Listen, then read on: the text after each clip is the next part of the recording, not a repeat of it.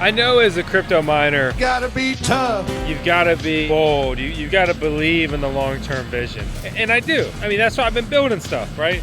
We deployed the digital shovel mini pod. We got the gray immersion mining shed.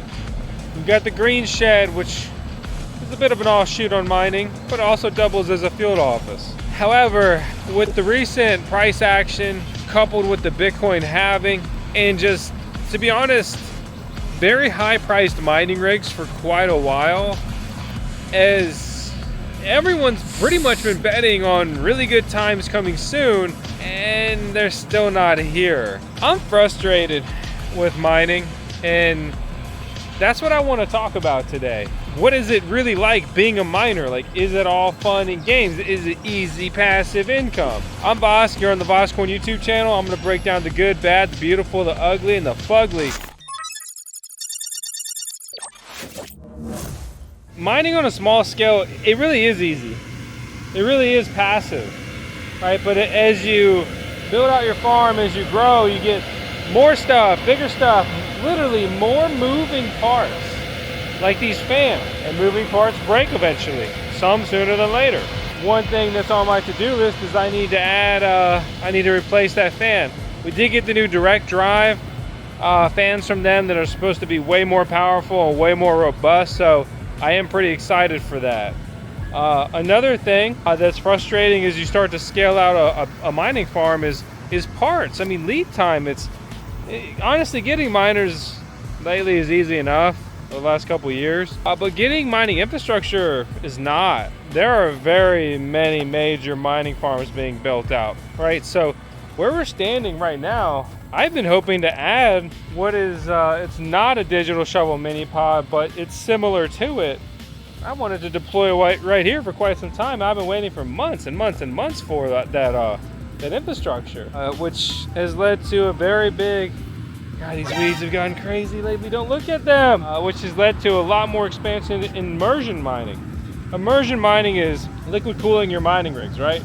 What's great about that is it's much quieter. I mean, we look at all this hardware going. There are more miners running in the immersion mining shed than there is the loud digital shovel mini pod over there. And that's made possible with these dry coolers.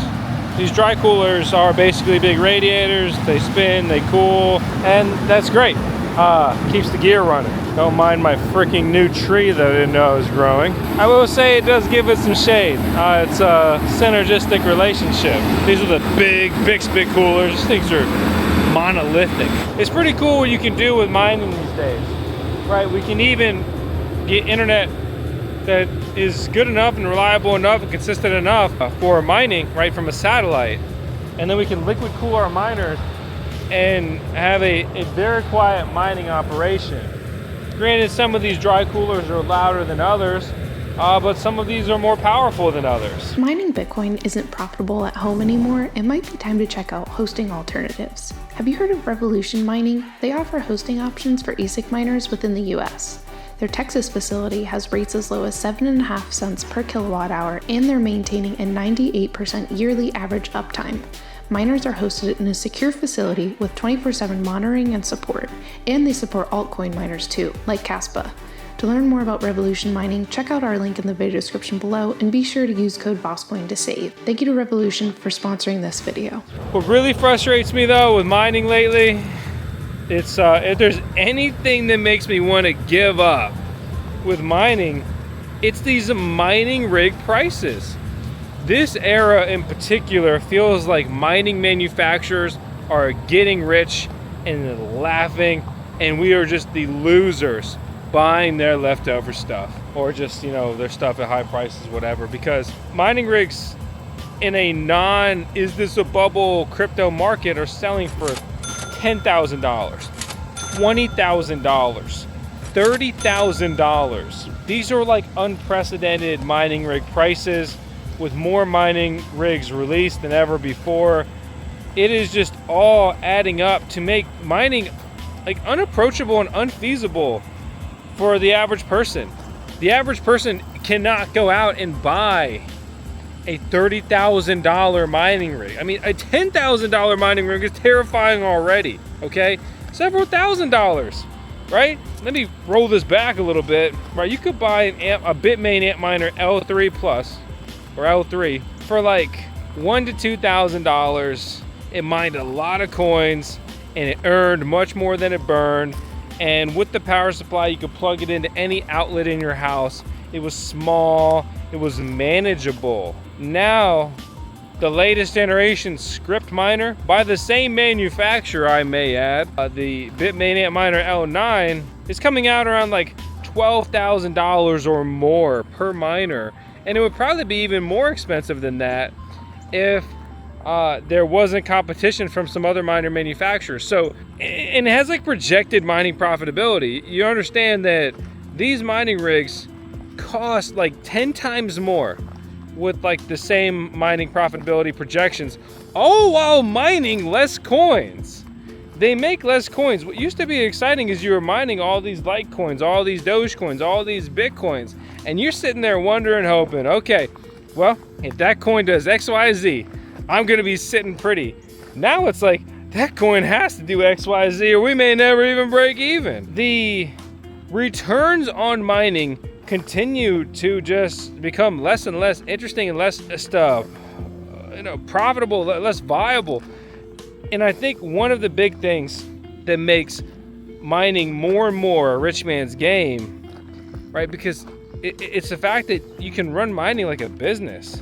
You can expense this, right? If you have a profitable business and then you add a mining business next to it, let's say the mining operation, the mining farm breaks even, right? Or even has a slight loss. You can run that against your other business and then reduce your tax liability, all while expensing things, getting your tax liability down, can be very advantageous to someone who is a high earner, who has profitable businesses.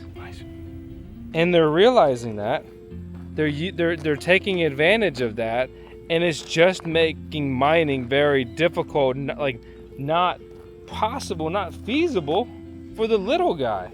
Because the hobbyist type miner, the small miner, the guy who's gonna get 1, 2, 3 miners that may not run it like a business, granted, it's a little professional, you might as well, especially with these mining rig prices. Why not, I dare say. But if they don't, right, and they break even or have a small loss, that's exactly what it is. They made nothing, or they lost money with zero advantages, zero positive gains, anything offsets nothing. Spare change, man. Whereas, the rich guy over here with the multiple businesses, investments, bankroll, and this, that, whatever, he is working the system to its utmost capacity and capability. So for me, right, what do I want to do? So I got a field out here. I got a little bit of land now, thankfully, and I want to add solar. I want to start getting my cost per kilowatt down by the nature of generating my own electricity. Furthermore, I want to also pull a 3-phase out here because you need 3-phase to run a lot of mining equipment at scale, better density. And then furthermore, I put everything under 1 meter, get my electric cost down, get a 7 to 8 cent per kilowatt hour electricity rate. All that's great, fine, good, and dandy. But it's more work, it's more investment. And with the profit I'm turning, right, I sit here, I look at the coin prices, I look at the miner prices, and I wonder, is it worth doubling down on? Because I could just buy the coin. If I believe in it so much, they're saying in the comments, Vosk, just buy the coin, dude, if you believe in it so much, and go on vacation. I'm like, whoa, bro, I don't vacate. I work a lot. But jokes aside, it's like, it needs to be really worth it, because mining at scale is a job. Mining on a small scale is passive income, baby, okay? So I'm sitting here wondering, where do I go from here? How do I go about this? How do I navigate this ever-changing, ever more difficult landscape? I'm wondering if maybe I kind of pause the operation as it sits. I'm at a crossroad where I have to invest a lot more to take it to the next level. We're talking, tens of thousands of dollars, if not even more, by the time I'm finished building out 3-phase infrastructure, regardless of buying the actual mining rigs. And of course, solar, it's the dream, it's the end game. I'm gonna go about it one way or another sooner or later. But yeah, I just need to really carve out the time and kind of do that and get that rolling. It's just always shit to do. So what do you think? Where should VoskCoin go from here? More content creation, more mining farm progress, just chill, maybe take a vacation, become a professional hodler, delete the channel, nuke the mining farm, turn this place into nuke town. You let me know, please, down in the comments below. I'd love to hear your thoughts, seriously, on where you think VoskCoin overall should head next. On that note, we're gonna close this out. I know the market's been tough. I'm frustrated on some things. I joke sometimes, I'm pissed sometimes, but in all seriousness, you know, if you're still here, you're one of the real ones. Being in cryptocurrency isn't easy. These price swings are, you know, potentially devastating. It is rough, long term. It's damaging, right? You know, to deal with that sort of uncertainty. It's stressful, right? So, hey, I believe in you. Believe in yourself. I'll see you on the next one. Hope you subscribe.